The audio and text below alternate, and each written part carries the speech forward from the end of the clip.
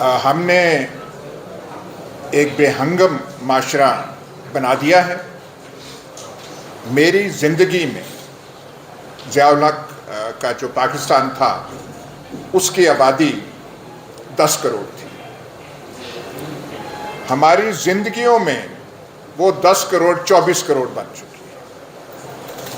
یہ درست ہے کہ آج ہم بات کرتے ہیں فوج کی ادارہ داری کی، یہ ہے، اور ہم اسے کہتے ہیں یہ ارتقا ہوا ہے، لیکن وہ جو پرانے زمانے تھے تب بھی اپریٹس، آپ چاہے فوج کا کہیں چاہے ریاست کا کہیں، موجود تھا، لیکن اتنا پھیلا ہوا نہیں تھا جو آج ہو چکا ہے۔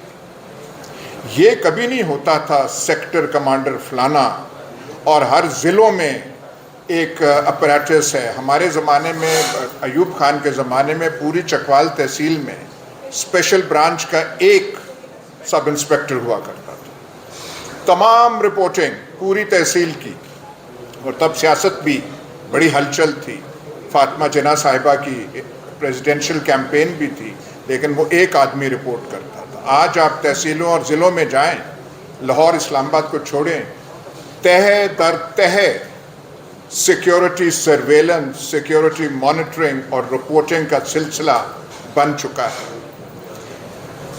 جہاں پہ اتنی امبیلنس ہو جائے، معاشرہ جو ہے اس کا ارتقاء ایسے ہو کہ ایک ستون یہاں تک پہنچ جائے، باقی یہ ہوں، تو پھر آپ کے الیکشنز انجینئرڈ ہوں گے، ان میں انٹرفیئرنس ہوگی، کینڈیڈیٹس وہیں سلیکٹ کیے جائیں گے، اور سیاسی پارٹیز کو پذیرائی وہیں سے ملے گی جب تک یہ امبیلنسز آپ کے معاشرے میں رہیں گے۔ وہ جو 2018 کی انہوں نے ذکر کی الیکشن، ہم نے بھی دیکھا کیسے کینڈیڈیٹس آتے تھے، کیسے جاتے تھے، پر یہی ہوتا رہا ہے۔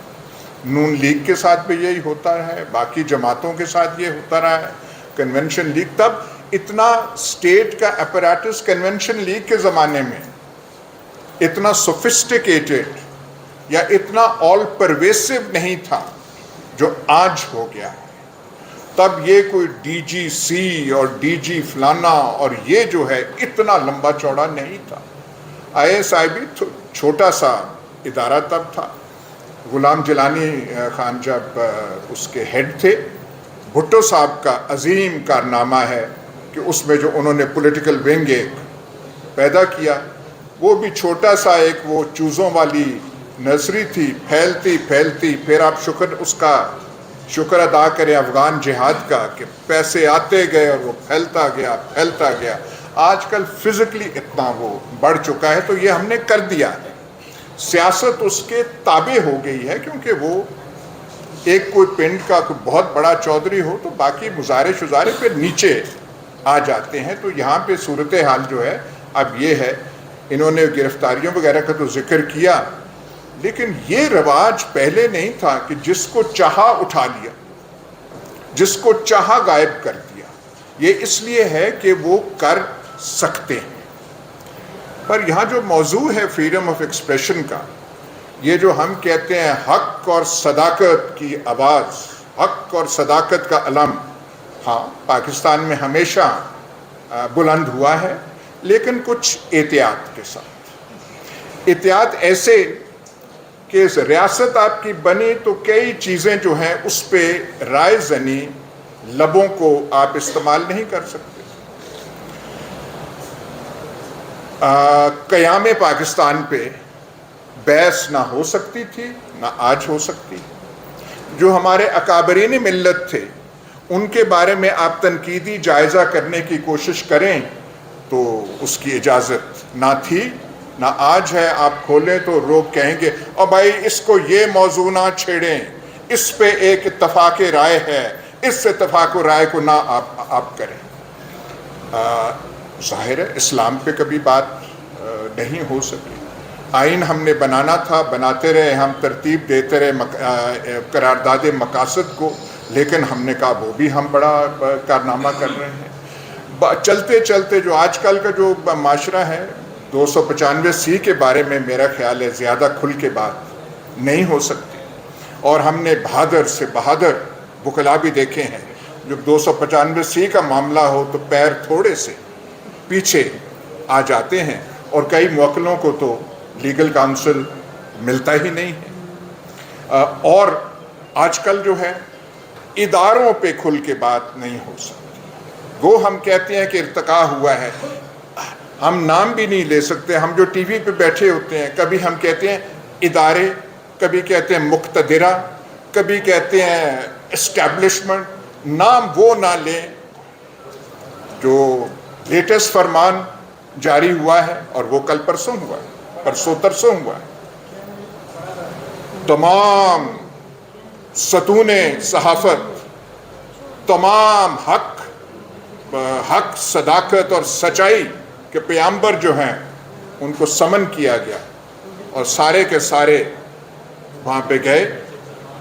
وہاں پہ جو اب نام میں نہیں لیتا وہ آئے، 2 منٹ کے صرف آئے کہ یہ اب شجرہ ممنوع ہے، فلانا نام نہیں لینا. اور آپ نے دیکھا ہوگا کہ تمام یہ حق اور صداقت کے ٹی وی چینل جو ہیں کیسے وہ کیا صراط المستقیم پہ چل پڑے ہیں کہ نام جو ہے کوئی نام ہی نہیں ہے. ہمیں بھی کل کہا گیا کہ نام نہیں لینا.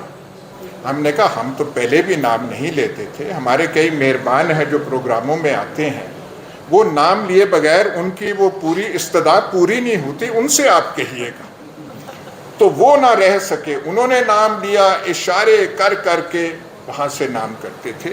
تو یہ پاکستان کا جو ہے یہ بن چکا ہے. لیکن میں ایک چیز، زیادہ لمبی بات نہیں میں کروں گا، فریڈم آف ایکسپریشن، یہ جو ہم کہتے ہیں کہ سن 47 سے یہ تھا اور جو آج کل ہو رہا ہے، بغور اگر ہم دیکھیں تو جس قسم کی ریاست ترتیب 1947 میں ہوئی تھی اس کے یہ پرابلمز اس میں پنہاں تھے. They were part of that structure. جس قسم کی ہماری سو کالڈ فریڈم موومنٹ ہوئی، پولیٹیکلی بڑی ویک تھی، اور ایلیمنٹس اس میں زیادہ پاورفل تھے. بیوروکریٹک ایلیمنٹ پاورفل تھا، ملٹری اتنا نہیں تھا، لیکن سیاستدان تو بالکل پیچھے والے تھے. اور وہ سیاستدان ایسے تھے، ماسوائے چند جو بڑے لیڈر ہیں 1-2، ان کی سوچ ہی بالکل اور قسم کی تھی. جو پنجاب کی روایتی جسے ہم جاگیردارانہ سوچ کہتے ہیں، پرو برٹش، پرو ویسٹ، پرو تابیداری، پرو تھانے داری، پرو ڈی سی شپ، وہ اس قسم کا مزاج ہمارے پنجاب کے اکابرین میں تھا. اور وہی سوچ اس ریاست کی جو ہے وہ سوچ کا حصہ بن گئی. تو پولیٹیکلی تو ہم مسلم لیگ بڑی ویک تھی اور اس کا وہ کانگریس جیسا تو آپ موازنہ کر ہی نہیں سکتے. تو دیز ور پارٹ جو سٹرکچر آف دا اسٹیٹ بنا، لیکن بنا اس کے بارے میں اب کتنی بات کی جائے اور کیا اس سے کیا جائے اس کا. لیکن میں ایک سوال پوچھوں گا کہ فریڈم آف ایکسپریشن جو ہم کہتے ہیں، چائنا میں زیادہ فریڈم آف ایکسپریشن ہے یا پاکستان میں؟ ایسا سیمینار آپ چائنا میں کر سکتے ہیں؟ ہرگز نہیں کر سکتے. پر وہاں پہ ایک کلیرٹی ہے، وہاں پہ کلیرٹی ہے کہ گائیڈنگ رول معاشرے میں چائنیز کمیونسٹ پارٹی کا ہے، وہ برملا کہتے ہیں. اور جو اس سوسائٹی کو گائیڈ کرنا ہے، بتانا ہے کہ اس کے ترجیحات کیا ہے، وہ چائنیز کمیونسٹ پارٹی نے کرنا ہے. انڈیویجول خیالات، انڈیویجول ول اور ڈیزائرز کی کوئی اہمیت نہیں. جو چائنیز کمیونسٹ پارٹی کے کلیکٹیو آئیڈیالوجی ہے، everyone must submit to it, یہ کلیرٹی ہے. بھائی یہاں پہ کون سی چائنیز کمیونسٹ پارٹی ہے؟ اٹھا لیں، ڈالوں کا راج اور زیادہ عام کر دیں، باقی جو چیزیں ہو رہی ہیں بالکل کریں. پر یہاں پہ لیڈنگ رول کس کا ہے؟ کس کو آپ ماؤ زیدونگ مانیں گے کہ ہاں یہ ماؤ زیدونگ ہے، اس کے لیے سب کچھ جو ہو رہا ہے جائز ہے؟ معاشرہ جو ہے آج کا نہیں 50 سال اور مزید قربانیاں دے گا. اگر آپ کہیں کہ جی ہاں میں ویسے نام ایٹ رینڈم لے رہا ہوں کہ جنرل قمر جاوید باجوہ ہمارا ماؤ زیدونگ ہے اور اس کی ہے، تو یہ تو بات چلنے والی نہیں. تو پاکستان کا یہ پرابلم ہے. آپ یہ زور زبر ایسے کرتے ہیں، کوئی بتائیں تو صحیح، آج تو بتائیں 75 سال کے بعد، اور ہمارا جو 75 سالہ زندگی ہے چائنا سے زیادہ ہے، وہ تو 49 سے تھے، ہم 47 سے ہیں، کہ یہاں پہ کیا کرنا ہے، یہاں پہ کون سی ترجیحات ریاست کی ہونی ہے، لیڈنگ رول کس کی ہے، وہ جو ہے یہاں پہ بالکل بلینک اور والیوم ہے، جو آتا ہے وہ اپنی مرضی کرتا ہے، اور جس قسم کا ہم نے معاشرہ بنا لیا ہے جس میں اونچ نیچ کے اتنے ہیں، ہر شہر جو ہے 2 حصوں میں بٹا ہوا ہے، ایک وہ جو سوکھے علاقے ہیں، ایک جو ہیں بیچارے جو قدیم علاقے ہیں، پرانے علاقے ہیں، اس میں پھر جتنی فریڈم آف ایکسپریشن ہے، میں